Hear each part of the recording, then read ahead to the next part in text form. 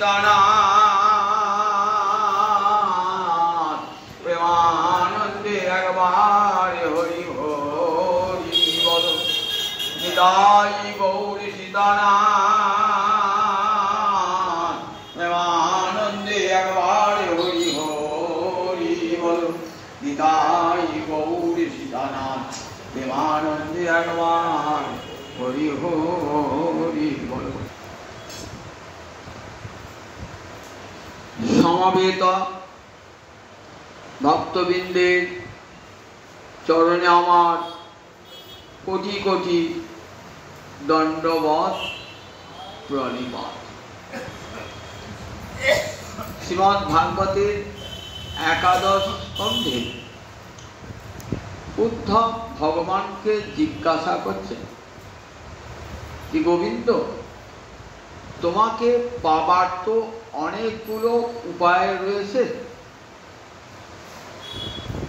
কেউ বলেছেন তোমাকে যোগ সাধনের দ্বারা পাওয়া যায়, কেউ বলেছেন জ্ঞান সাধনের দ্বারা, কেউ বলেছেন ভক্তি সাধনের দ্বারা, কেউ বলেছেন যাগযজ্ঞাদির দ্বারা, কেউ বলেছেন তপস্যার দ্বারা, কেউ বলেছেন বেদবিদ্যার দ্বারা। তাই গোবিন্দ তোমাকে জিজ্ঞাসা করি, এগুলো কি এক একটা বিকল্প পথ? একটা করতে না পারলে আরেকটা, একটা করতে না একটা, নাকি একটা সর্বোত্তম পথ আছে যে পথে গেলে তোমাকে পাওয়া যায়? ভগবান দেখুন নিজ মুখে উত্তরটা দান করছে।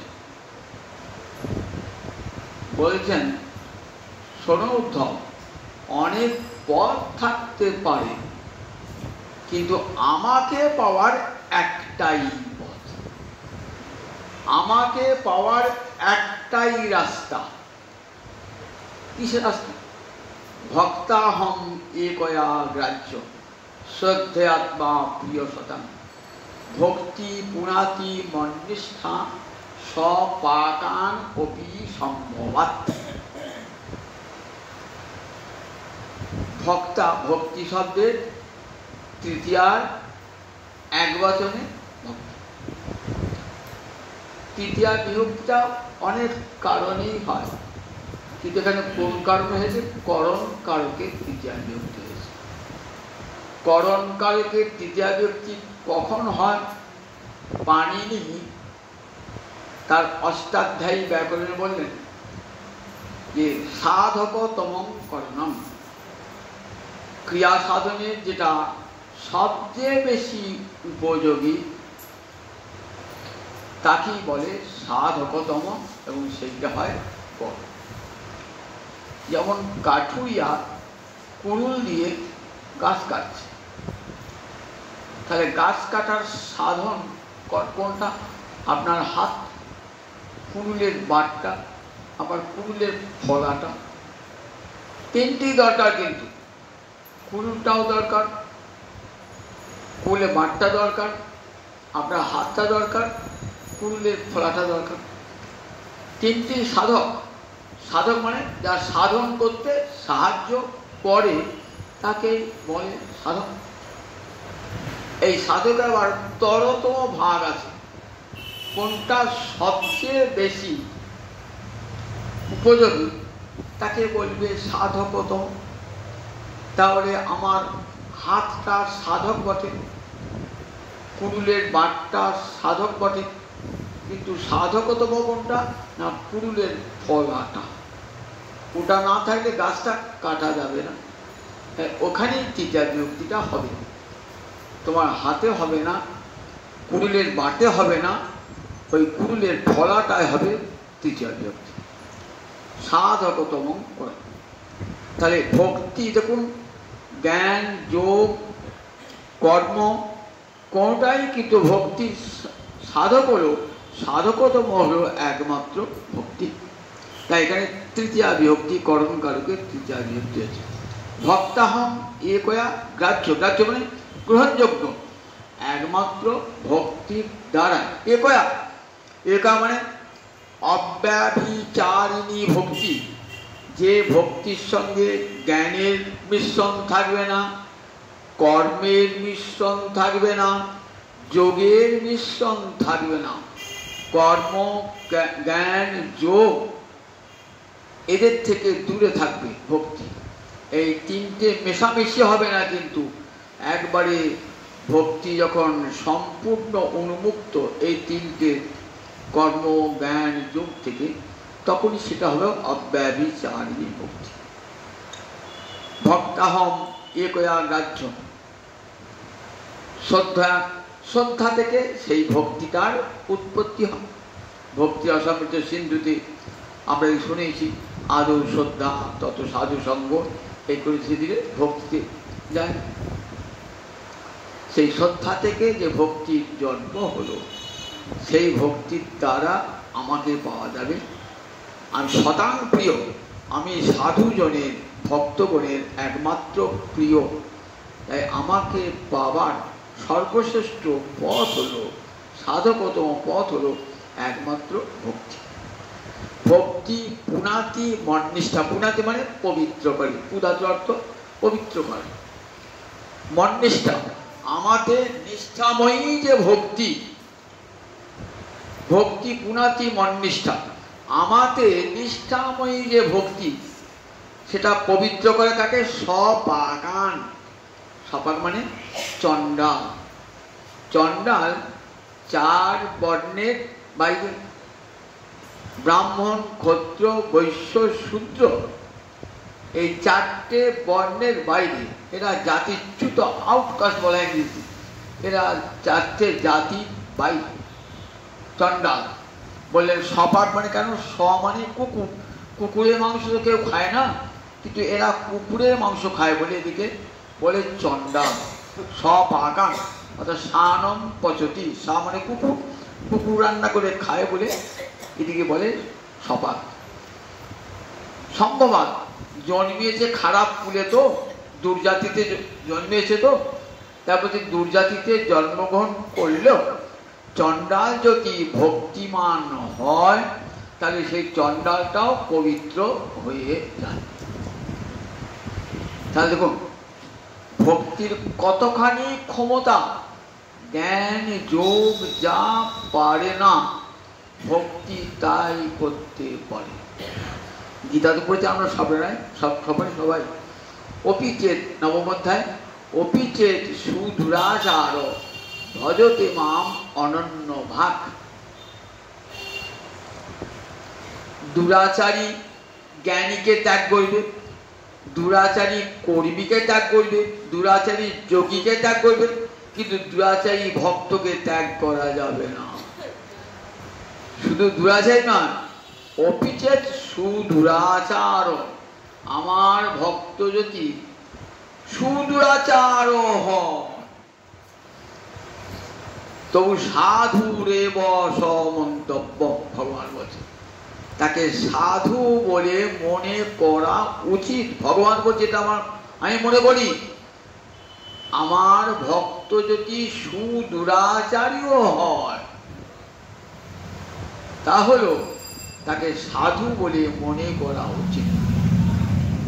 একটা দুরাচারী, সে মদ্যপান করে, সে লম্পট, সে সমাজ বিরোধী, তাহলে গলায় মালা নিয়ে, তিলক নিয়ে, নাম সব কীর্তন করে তাকে আমি মানব?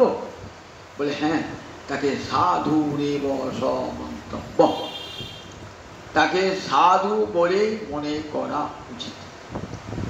কেন বললেন? দেখো ওই যে বাইরের দুরাচারটা দেখছো না, ওটা থাকবে না। থাকবে না? বলে না, যখনই ভজনের আগুন কানে পড়েছে, দীক্ষা যখনই গুরুদেব কৃপা করে দিয়েছেন, তখনই তার হৃদয় বনে যত পাপ ছিল না, সব পাপগুলা পুড়ে ছাই হয়ে গেছে। কিন্তু একটু সময় লাগবে। আপনি যে সুইচটা বন্ধ করলেন ফ্যানের, সঙ্গে সঙ্গে সুইচটা পাখাটা ঘোরা বন্ধ হয় কি? ঘুরতে ঘুরতে ঘুরতে ঘুরতে আসতে বন্ধ হয়। তাই বীজ মন্ত্র কানে পড়লো, বলে দাঁড়ান, ক্ষিপ্রং ভবতি ধর্মাত্মা, ক্ষিপ্র সৎ শান্তি নিগচ্ছতি। কেমন ভাষাটি গীতা দেখুন, খুব তাড়াতাড়ি ক্ষিপ্রং ভবতি ধর্মাত্মা, খুব শীঘ্রই ও ধর্মাত্মা হবে। শাশ্বত চিরন্তন শান্তি নিগচ্ছ, চিরন্তন শান্তি লাভ করবে। বিজয় পরিচয় গোস্বামী তার সদ্গুরুর সঙ্গে গ্রন্থে একটা উদাহরণ দিয়েছে যে দুরাচারী ব্যক্তি কৃষ্ণ ভক্ত হলে পারে কেমন করে তাকে সাধু বলে ভাবব? বলেন, আপনি একটা বনের মধ্যে দিয়ে যাচ্ছেন, তো একদিন গেলেন, দেখলেন একটা হাতি বেরিয়ে এলো, বাবা মত্ত হাতি, বুনো হাতি, ভয় বাড়ি গেলেন। দ্বিতীয় দিন গেলেন, একটা সিংহ গর্জন করতে বেয়ে আসে। তৃতীয় দিন গেলে একটা সাপ ফনা উঁচিয়ে তেজে আসে। চতুর্থ দিনে একটা গন্ডার তেজে আসে। ওই বাবা, কতগুলো হিংস্র জন্তু আছে রে বনটায়। এক একদিন এক একটা বেরিয়ে পড়ছে। শোন, একদিন বনটাকে পুড়িয়ে দিই। যেই বনটাকে কেরোসিন তেল ঢেলে বা ডিজেল ঢেলে পোড়াতে গেলে না, পুরো দাও দাও করে বনটা জ্বলে উঠত, আর সব হিংস্র প্রাণীগুলা একসঙ্গে বেরিয়ে আসে। বনটা পুড়ে যে ছাই হয়ে গেল, আর একটাও কিন্তু বনে হিংস্র প্রাণী নাই। আমাদের হৃদয়ের বনেতে এরকম কত পাপ লুকিয়ে আছে, এক জন্মে নয়, কোটি কোটি জন্মে। সেই পাপগুলো যেদিনই গুরুদেব কানে মন্ত্র দিয়েছেন না, ওই কেরোসিন ঢেলে আগুন দিয়ে দিয়েছেন, ভজনের আগুন, সেদিনই সব পাপ পুড়ে গিয়ে বনটা পুড়ে গেছে। এবার পাপগুলো একসঙ্গে বেরিয়ে আসছে। তাই দীক্ষা গ্রহণ করে মাতাল হয়েছে, লম্পট হয়েছে, চোর হয়েছে, ডাকাত হয়েছে, বলে বেশি দিন হবে না গো, ক্ষিপ্রং ভবতি ধর্মাত্মা সৎসৎ শান্তি নিগচ্ছতে, সে শীঘ্রই শান্তি লাভ করবে। ক্ষিপ্রং, খুব ভবতি বললেন, বর্তমানকালে ভবতি বলতে পারতেন তো ক্ষিপ্রং ভবিষ্যতে হবে তাড়াতাড়ি, বলে না, এত তাড়াতাড়ি যে বর্তমানকালে ক্রিয়াটি প্রয়োগ করলেন, ক্ষিপ্রং ভবতি ধর্মাত্মা সৎসৎ শান্তি নিগচ্ছতে, চিরশান্তি লাভ করবে। তাহলে দেখুন, যদি সুদূরাচার ব্যক্তি কৃষ্ণ ভক্তি লাভ করে সাধু হয়ে যায়, স্ত্রী বৈশ্যাস তথা শূদ্রা, বলে স্ত্রী জাতি হোক, বৈশ্য হোক, শূদ্র হোক, পাপও যেন, যারা পাপ জন্যে জন্মগ্রহণ করেছে, অর্থাৎ ব্যাজ, শবর, এইসব শ্রেণী, এরা অপরাধী সম্প্রদায়, এরা বনে থাকে, জঙ্গলে থাকে, মানুষ খুন করে, মানুষ হত্যা করে, বলে এরা কি করছে, এরা তো পবিত্র হবেই হবে। আমার ভক্তি যদি, আমার ভজন ভক্তি কানে যায় গুরুদেবের মাধ্যমে, তাহলে কিন্তু সবাই এরা পবিত্র হয়ে যাবে। তাই ভক্তি পুনাতি মন্নিষ্ঠা সপাকান অপি সম্ভবাৎ, আমার যে ভক্তি, সেই ভক্তিটা চণ্ডালকেও পবিত্র করে দেয়। বলুন দেখি, আর কোন সাধনের ক্ষমতা আছে যে চণ্ডালকে পবিত্র করে দেয়? কোন সাধনের ক্ষমতা নাই চণ্ডালকে পবিত্র করতে পারে। একমাত্র কৃষ্ণ ভক্তি এমনই একটি সাধন যা চণ্ডালকেও পবিত্র করে দেয়। ভক্তি পুনাতি মন্নিষ্ঠা সপাকান অপি সম্ভবাৎ। কত ভুরি ভুরি দৃষ্টান্ত শাস্ত্র খুললেই পাবেন। একদিন যে ডাকাত ছিল, সে আজ পরম কৃষ্ণ ভক্ত হয়ে গেছে। একদিন চণ্ডাল অসভ্য বুনো জাতি ছিল, সে আজ পরম কৃষ্ণ ভক্ত, সদ্গুরুর সান্নিধ্য লাভ করি পরম হরিভক্ত হয়ে গেছে। মাতাল লম্পট ছিল, গুরুদেবের কৃপার ফলে সে সাধু ভক্তে পরিণত হয়েছে। এমন উদাহরণ ভাগবতে, চৈতন্য চৈতামৃতে, চৈতন্য ভাগবতে, ভক্তমাল গ্রন্থে হাজার হাজার উদাহরণ আছে। এখানে তো বলছে ভক্তি কোনো জাতি বিচার করে না, মানুষ বিচার করে না, কোনো বর্ণাশ্রম বিচার করে না। ভক্তি মহারাজ করুণাময়ী তো নারী, ভক্তি নারী, অত হিসাব করতে জানেন না, কোমল হৃদয়া ভক্তি। তাই যেই কৃষ্ণ বলে ভক্তি মহারাজ সেখানেই ছুটে যান। সেই জন্যই ভক্তের আখ্যান শুনতে হয়, ভক্তের আখ্যান শুনলে কৃষ্ণে ভক্তি হয়। বৃন্দাবন দাস ঠাকুর চৈতন্য ভাগবতে বলছেন, আগে ভক্তের কথা শোনো, ভক্তের আখ্যান শুনতে শুনতে হরি ভক্তি লাভ হয়ে যাবে। ভক্তি শ্রীমদ্ ভাগবত তাই বলেছে। বৃন্দাবন দাস ঠাকুর চৈতন্য লীলার ব্যাস, যেমন বেদব্যাস কৃষ্ণজয়পানে বেদব্যাস কৃষ্ণ লীলার ব্যাস, তেমনি বৃন্দাবন দাস ঠাকুর চৈতন্য লীলার ব্যাস। কোথা বাড়ি? দেনুর, বর্ধমান জেলা, এই পূর্ব বর্ধমান জেলার দেনুর গ্রামে। নারায়ণী নন্দন, নারায়ণীকে শিবাসের ভ্রাতুষ্পুত্রী ভাইজি নারায়ণী, সেই নারায়ণীর পুত্র হল বৃন্দাবন দাস ঠাকুর। তার লেখা প্রথম বাংলা ভাষায় চৈতন্য চরিত গ্রন্থ হলেন চৈতন্য ভাগবত। খুব সহজ বাংলা ভাষায় চৈতন্য চরিতামৃত পড়লে বুঝতে পারবেন না, কারণ এটি দার্শনিক কাব্য। কিন্তু চৈতন্য ভাগবত অতি সহজ, ঠিক কীর্তিবাসী রামায়ণের মতন, কাশিদাসী মহাভারতের মতন পড়লেই অর্থ উপলব্ধি হয়ে যায়। সামান্য বিদ্যা যাদের, তারাও কিন্তু এই চৈতন্য ভাগবত পড়লেই বুঝতে পারে। সেই বৃন্দাবন দাস ঠাকুর গ্রন্থ সম্পর্কে কি বলছে দেখুন। আমাদের কৃষ্ণদাস কবিরাজ বলছেন, মনুষ্যের রচিতে নারে ওইছে গ্রন্থ ধন্য, বৃন্দাবন দাস মুখে বক্তা শ্রী চৈতন্য। মানুষে এমন গ্রন্থ রচনা করতে পারে না। বৃন্দাবন দাস তো মানুষ নন, বেদব্যাসী বৃন্দাবন দাস হয়েছেন, তাই এমন গ্রন্থ লিখতে পেরেছে। মনুষ্যে রচিতে নারী ওইছে গ্রন্থ ধন্য, বৃন্দাবন দাস মুখে বক্তা শ্রী চৈতন্য। বৃন্দাবনের দাসের মুখে বসে চৈতন্য হয়ে গেছে। যেমন চৈতন্য বলতে কি বলছেন, আমার লিখন বলে দেখুন, আমার লিখন যেন মদন মোহনের লিখন, মদন মোহন আমাকে লেখাচ্ছে। চৈতন্য লিখছেন যখন যে আমার লেখন বলে মদন মোহনের করুণায় তিনি আমার আপনা আপনি গরমের ডগায় যেন শক্তি সঞ্চার করেছে। সেই বৃন্দাবন দাস ঠাকুর চৈতন্য ভাগবতে বহু ভক্তের কথা বলেছেন। মাঝে মাঝে উদাহরণস্বরূপে অনেক ভক্তের কথা বলেছি, আজ শোনাবে কি ভক্তের কথা। এই ভক্তের নাম শ্রীধর বিপ্র।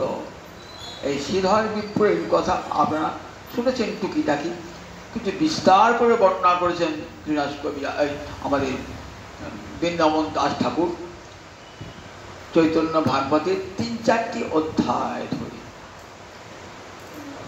কে ছিলেন পূর্বলীলায় এই শ্রীধর বিপ্র? বিপ্র মানে ব্রাহ্মণ। শ্রীধর জাতিতে ব্রাহ্মণ ছিলেন।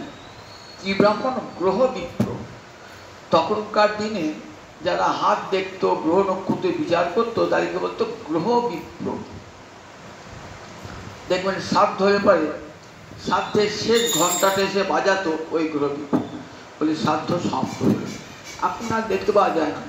আগে যেমন শ্রাদ্ধ হয়ে পড়ে নাপিত, গুরু, পুরোহিত, সভা পণ্ডিত, সেই সঙ্গে গ্রহ বিপ্র থাকত, তবে শ্রাদ্ধ কার্যটি সুসম্পন্ন হতো। আর কদিন পুরী তাকে সব দেয়, থাকে না, কেউই থাকে না। আর গ্রহ বিপ্র তো কথাই নেই। বলেন গ্রহ বিপ্র এসে কি করবেন, ঘন্টাটি বাজিয়ে দেবেন, তখন বলবেন তার পাওয়াটি নিয়ে ঘন্টাটি বাজিয়ে বলে শ্রাদ্ধ কার্য সমাপ্ত। এদিকে বলতো গ্রহ বিপ্র। স্বাভাবিকভাবে গ্রহ বিপ্র ব্রাহ্মণ সমাজে অকুলীন ছিলেন, ব্রাহ্মণ সমাজে খুব নিচু স্থানীয় ছিলেন। তাই ব্রাহ্মণের কাজ না করে কি করতেন, থোড়, মোচা, কলা, জীবন দান করতে হতো, এইসব বিক্রি করতেন। কোথায়? নবদ্বীপের বাজারে থোড়, মোচা, কলা এইসব বিক্রি করতেন নবদ্বীপ বাজারে। আর কি করতেন, খুব পরম সত্যবাদী ছিলেন। যা কিনে আনতেন বলতেন আমি 2 পয়সায় কিনেছি এই থোড়টা, আমি 3 পয়সা তোমার কাছে দাম নেবো, 1 পয়সা আমার লাভ।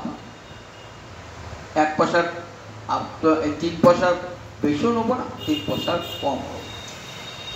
এইভাবে লোকের কাছে মাল বিক্রি করতেন। যেটুকু লাভ হতো অর্ধেকটা নিজের সংসার পোষণ করতেন, আর অর্ধেকটা মা গঙ্গার সেবায়। গঙ্গার প্রতি এত ভক্তি ছিল, মা গঙ্গার সেবায়। মহাপ্রভু ভালোবাসতেন এই শ্রীধর।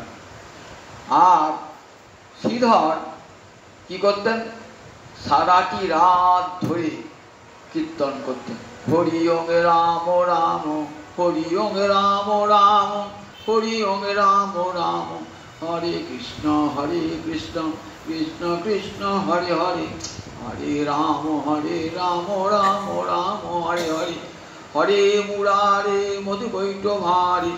এই গান করতে সব একবার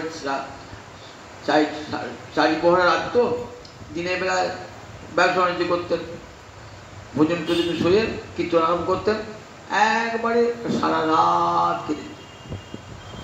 লোকে তো রেগে আগুন, পাশাপাশি প্রতিবেশীরা বললেন, মহা চাষা বেটা, মামুনের ছেলে চাষার কাজ করে, চাষা বেটা লেখাপড়া যায় তো কিছুই না, পেটে ক্ষুধা পায় আর চিৎকার করছে, কীর্তন করছে, সবারই ঘুম ভাঙিয়ে দিয়ে কীর্তন করত, এত গালি দিত, নিন্দা করত, কিন্তু শ্রীধর আপন মনে কীর্তন করিত।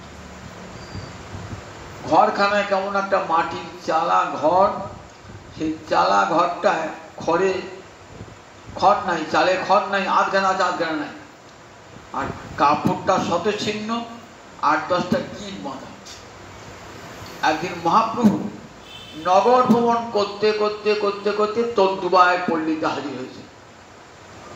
হাজির হয়ে মহাপ্রভু বলছেন, শ্রীধর, তখন মহাপ্রভু খুব নাম, নিমাই পণ্ডিত, নবদ্বীপের সেরা পণ্ডিত, দেশের লোকরা সব পণ্ডিতের টোল গুটিয়ে গেছে, যত ছাত্র সব নিমাই পণ্ডিত, খুব নাম ডাক নিমাই পণ্ডিত।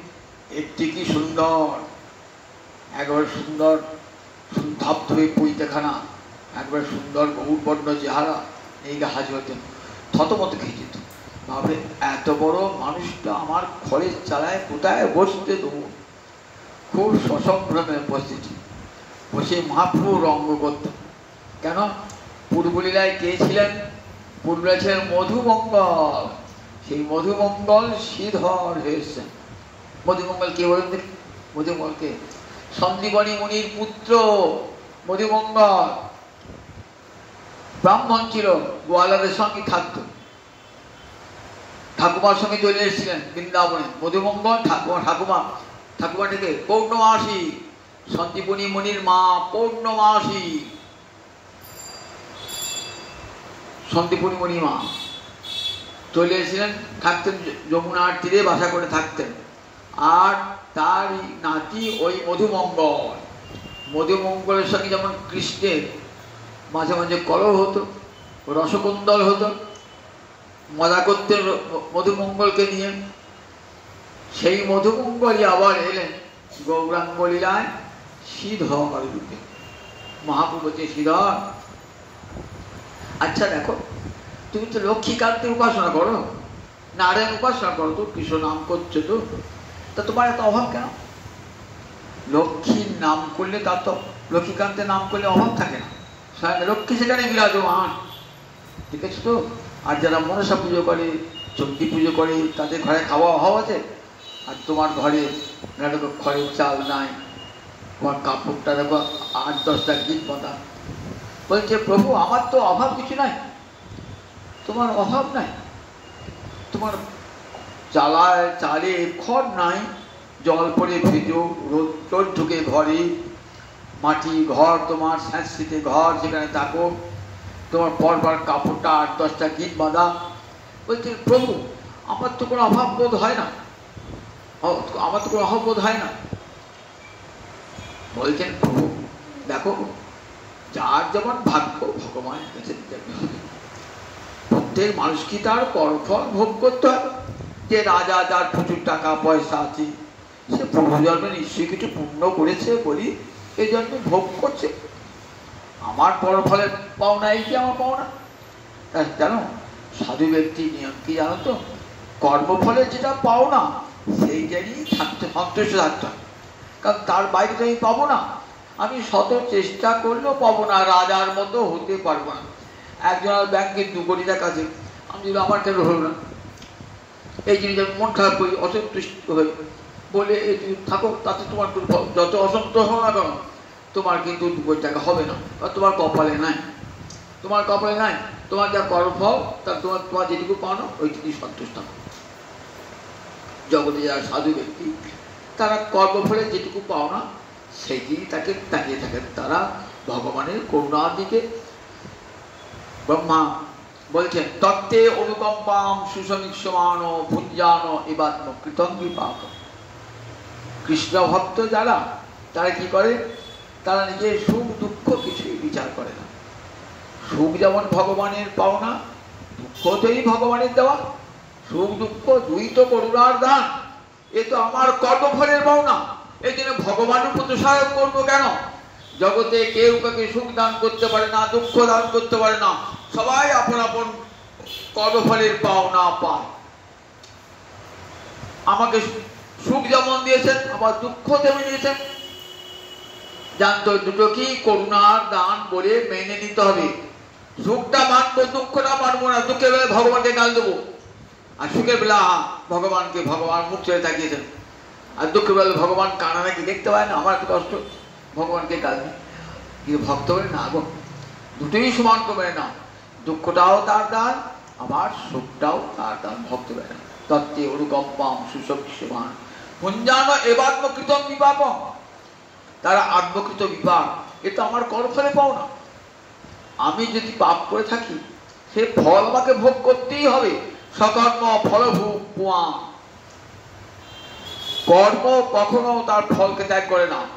যে কোনো কর্ম করুন না কেন, এই জন্মে না পান পরের জন্মে পাবেনই পাবেন, তার ফল ভোগ করতেই হবে। স্বীকার করুন আর নাই কর্মফল ভোগ করতে। অতি বড় ধনবান ব্যক্তি দেখবেন প্রচুর ধন সম্পদ করেছে, কিন্তু দিনের বেলা ভাত খেতে গেল, ছেলে মদ খেয়ে এসে গাল দিতে আরম্ভ করলো, বা কোথায় ভাত খায় বসে। দেখো কেমন কর্মফলে পাও না। প্রচুর টাকা, গাড়ি গাড়ি টাকা, সুখ আছে? তাহলে অর্থ থাকি সবসময় সুখ হয় না। সুখটা ভগবানের। আমার অতি দরিদ্র, দিন আনে দিন খায়, গাছতলায় থাকে, তেমন পরম সুখে রয়েছে সে। এতটুকু তার দুঃখ বোধ নাই। তাই সুখ দুঃখ ভগবানের করুণার দান, যার যেটুকু পাওনা সেটুকু সে পাবে, এটা ভক্ত মনে করে। মহাপুরু যেন মহাপুর অঙ্গ করছেন। দেখো আমি তো কৃষ্ণ নাম নিয়ে আছি, গোবিন্দ যেমন ডেকেছেন তেমনি আছে। বললেন দেখো ভাবছেন গৌরীর সঙ্গে বেশি তর্ক করা সম্ভব না, কারণ আমি তো সামান্য কিছুই মূর্খ, তো কিছুই জানি না। আর এত বড় পণ্ডিত আমার বাড়িতে এসছে, প্রভু অনেক বেলা হয়েছে, এটা তুমি মধ্যাহ্ন ভোজন করো। তারপরে শুধু যাবো না, তোমার কাছে যখন এসেছি শুধু যাবো না, শুধু যাবে না, তোমাকে কি পেনামি দেবো? আমার তো টাকা পয়সা কিছুই নাই, আমার ঘরে থোর আছে, মোচা আছে, কলা আছে। বলে আমি ওই যে পেলেই হয়। থোর মোচা কলা মহাপ্রভুকে দেন। বললেন ঠিক আছে, এর পাওনা প্রতিদান তুই পেয়ে যাবে। এইবার মহাপ্রভুর সাতপহরিয়া ভাব, চৈতন্য ভাগবতে মহাপ্রভুর সাতপহরিয়া ভাব একটি গুরুত্বপূর্ণ অধ্যায়। সব ভক্তকে ডেকে ডেকে কি বার করছেন। মহাপ্রভু কোথায় হঠাৎ একদিন আবিষ্ট হয়েছেন। ভক্তভাবে দেখতেন, কখন নিজেকে ভগবান বলতেন না, ভক্তভাবে আমি কৃষ্ণ দাস, আমি মায়াবাদী সন্ন্যাসী ঢুকিয়ে থাকতেন। একবার 7 প্রহর মানে 8 প্রহরে একটা দিন, তাহলে একটা প্রহর বাদ গেল, 7 প্রহর, 3 ঘন্টা একটা প্রহর, তার 21 ঘন্টা। অর্থাৎ একটা প্রহর পার হওয়ার পর মহাপ্রভু শিবাসঙ্গনে এসেছেন। এসে কোথায় বসেছেন? যেখানে বিষ্ণু সিংহাসন, সেই সিংহাসনে বসে পড়েছেন।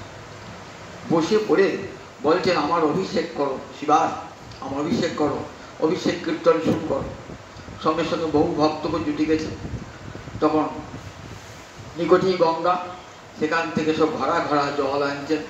108 কি ও বাড়ির উঠোনে বসিয়ে 1000 ঘরা জল, যে যা আনছেন সব জল আনছেন, জল ঢালছেন।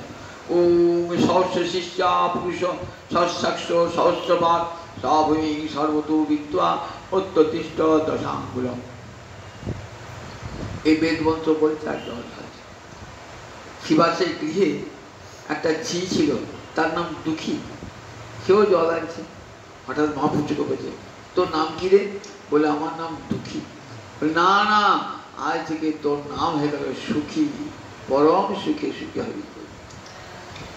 দুঃখী সেদিন থেকে সুখী হলো। এমনি করে ঘরা ঘরা জল ঢেলে অভিষেক মন্ত্র পাঠ করে অভিষেক করা হলো। অভিষেক কাত্র মুছিয়ে সুন্দর পট্ট বস্ত্র পরিয়ে চন্দন মাখিয়ে মহাপ্রভু বসেছেন সিংহাসনে, ভক্তেরা পূজা করছেন ফুল তুলসী দিয়ে, গৌরহরির চরণ পূজা করছে। এক একে কৃপা করবেন, বলছেন শ্রীধরকে ডাকো। এ বাবা, শ্রীধর বাবর থেকে এলো। শ্রীধর কেউ নাম জানে না শ্রীধরে। নবদ্বীপের বাজারে এক কোনায় বসে, এক প্রান্তে বসে দুটো থোর মোচা কলা বিক্রি করে, তার কেউ নাম জানে? এই কাটোয়ার বাজারে তো অনেক বড় বড় দোকান, সবাই নাম জানে। কিছু থোর বিচ্ছে, কেউ ডুমুর বিচ্ছে, তার নাম কেউ জানে? তার নাম তো কেউ জানে না। আর মহাপ্রভু বলছেন ওই শ্রীধরকে ডেকে নিয়ে এসো। শ্রীধরকে যাও নগরের প্রান্ত থেকে যেখানে হরিনাম শুনবে, যাবে সেই ছিল। অনেক রাত হয়ে গেছে তখন শিবাসাদি ভক্তগণ ছুটছে গিয়েছে গ্রামের প্রান্তে গিয়ে দেখছেন যে একটা ঘর, ভাঙা ঘরে চালায় বসে একজন হরি কৃষ্ণ কৃষ্ণ কৃষ্ণ হরে হরে, হরে রাম রাম রাম হরে হরে মন্ত্র জপ করছে। বলছে তোমার নাম শ্রীধর? তবে হ্যাঁ। চলো প্রভু তোমাকে যেতে বলেছেন। বাবা, আমি পুরো অত বড় পণ্ডিত, আমি যেতে পারি প্রভুর কাছে?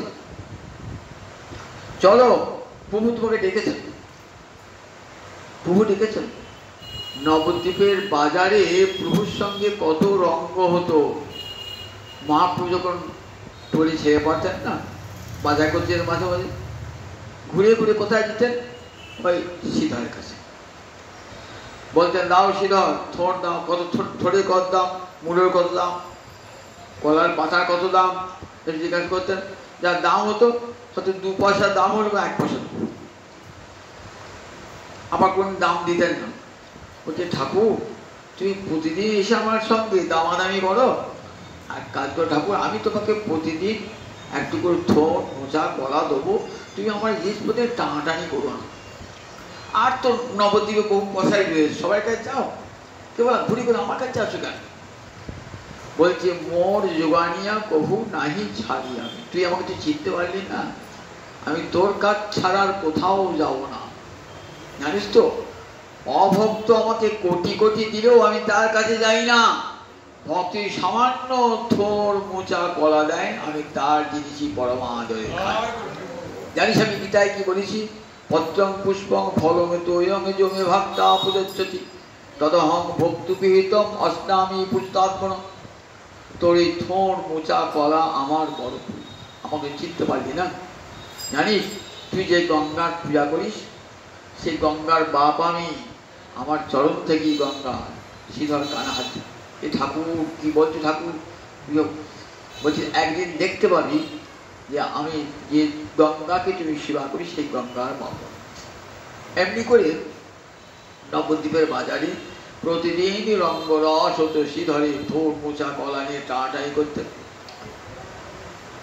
ভালো লাগতো। শ্রীধরে বিরক্ত তো না, যদিও মনে মনে কি হতো ঠাকুরের দিকে যেই তাকাতেন না, এত সুন্দর রূপ গৌরহরি দর্শন করে সঙ্গে সঙ্গে মনে হতো তুমি এমনি করে এসো, এমনি করে আমার কাছে জোর করে কেড়ে কেড়ে নিও। যেমন ভোজের মায়েদের ঘরে চুরি করতে যেতেন, তো নালিশ করতে আসতো ভোজের মায়েরা, এই নালিশ করতে এসে আবার বলতো এই গোপাল যাবি চুরি করতে, যাবি চুরি করতে যাবি না। চুরি বলে তোরা কি বলিস গোপালকে রে, আমি শুনতে পাই না, তোরা গোপালের নাথে নিন্দে করছিস, চোর চোর বলছিস, আবার যাওয়ার সময় কি বলে যাচ্ছিস? বলে মা বলে গিয়ে যেতে বলে গেল, যেতে বলে গেল, আবার এখন তোকে ধরে নিয়ে আসবে, চোর বলে ধরে নিয়ে আসবে তো। তাই শ্রীধর ভাবতেন এমনি করে যেন আসে আমার কাছে টানাটানি করে নেয়, এতই ভালো লাগবে। আজকে মহাপ্রকাশ মহাপ্রভু কৃপা করবেন, তাকে শ্রীধরকে কৃপা করবেন।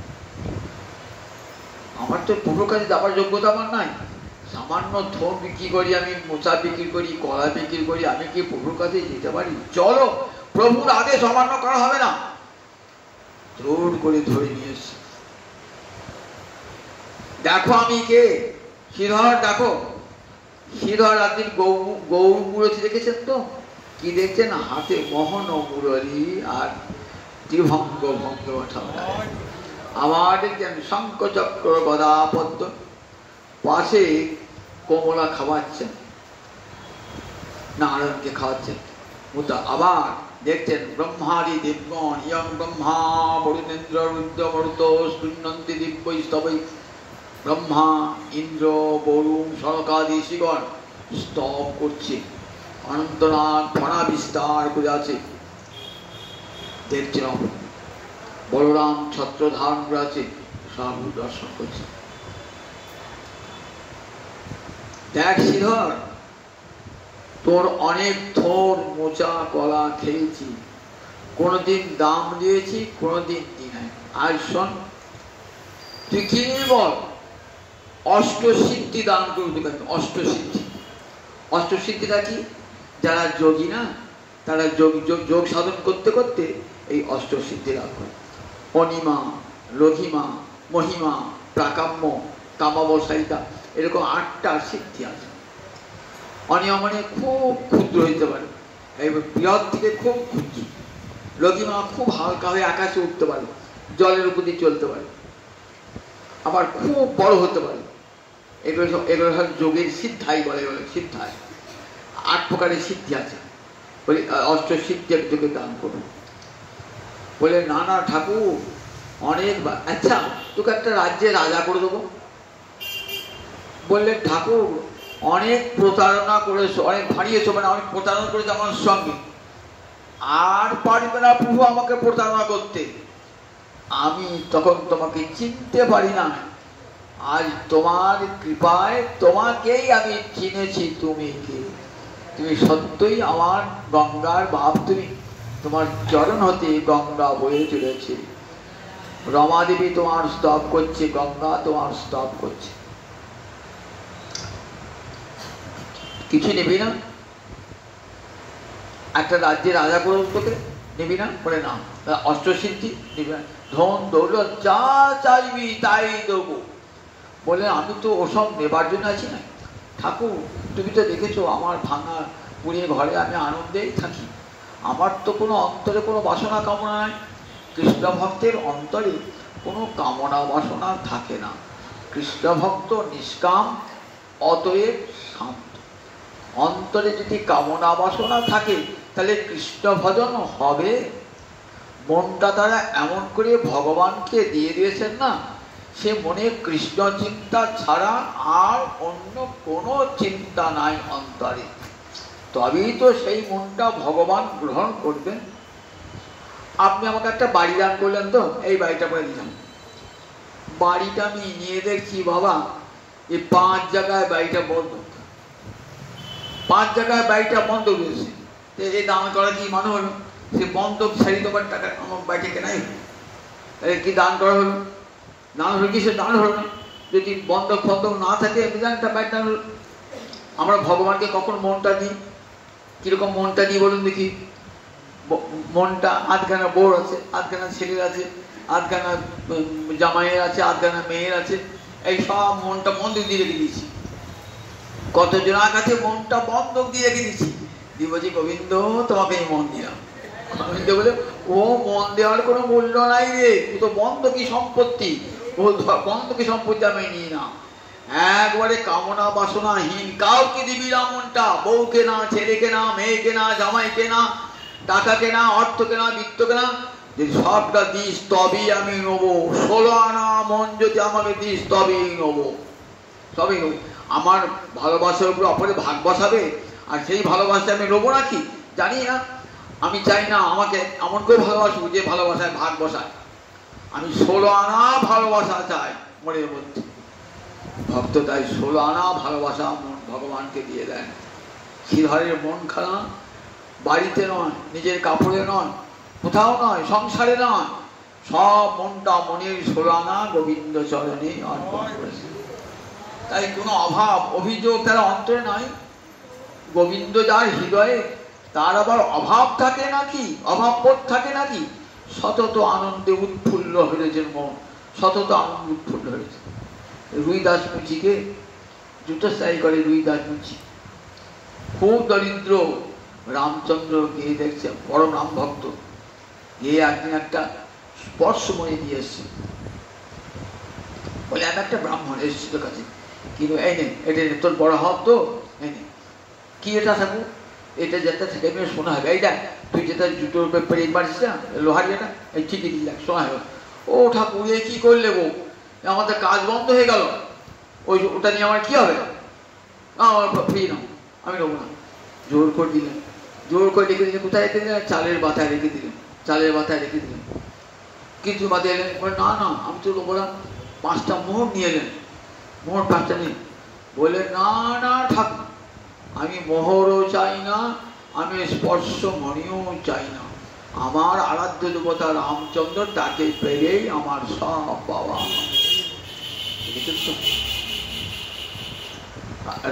রানী তাকে দীক্ষা নিয়েছিলেন, দেশের রানী তাকে দীক্ষা নিয়েছিলেন, তখন রানী তখন ভাবছেন সমস্ত ব্রাহ্মণেরা বলেন মুচির কাছে দীক্ষা নিন, মুচির কাছে বলে আমার গুরুদেব মুচি বাইরে পইতে নাই বলে, দেখবে তার ভিতরে পইতে আছে দেখবে। ব্রাহ্মণ ভোজন হচ্ছে, সেখানে মুচিটা বসেছে, ওখানে বসবো না, এক পঙ্ক্তিতে বসবো না, উঠে যাচ্ছেন দেখছে সেখানে বসছে মুচিটা, আবার যাচ্ছেন সেখানে বসছে, যেখানে যাচ্ছেন মুচিটা বসছে। তখন দেখালেন দেখো ওর বাইরে পইতে নাই, অন্তরে পইতে উপবিত রয়েছে। তাই কৃষ্ণ ভক্ত জগতে কোনো কামনা বাসনা দ্বারা প্রার্থনা করতে, কৃষ্ণ ভক্তিতে যদি কামনা বাসনা থাকে না তাহলে কৃষ্ণ ভক্তি মলিন হয়ে যায়। শ্রীমদ্ ভাগবত সেই ভক্তির কথা বলেছেন যে ভক্তিতে কোনো মালিন্য নাই। তাই কি চাইলেন, বললেন আমাকে যদি বর দাও তো এই বর দাও, কি বর দাও, ভগবানের কাছে কি বর চাইছেন দেখুন, যে ব্রাহ্মণ কারিলেন মোর খোলা পাত, সেই ব্রাহ্মণে জন্মে জন্মে হোক মোর না, যে ব্রাহ্মণ মোর শোনে করিল কন্দন, মোর প্রভু হোক তাহার চরণ জীবন। কলার পাতা কলার খোলা যিনি আমার কাছে কে দিতেন, সেই ব্রাহ্মণ যেন আমার নাথ আমার প্রভু হতেন, আমি যেন জন্ম জন্ম তার সেবা করতে পারি। আর যিনি আমার সঙ্গে নবদ্বীপে বাজারে ঝগড়া করতেন তিনি যেন আমার প্রভু হন, তার চরণ যুগল যেন আমার সেব্য হয়।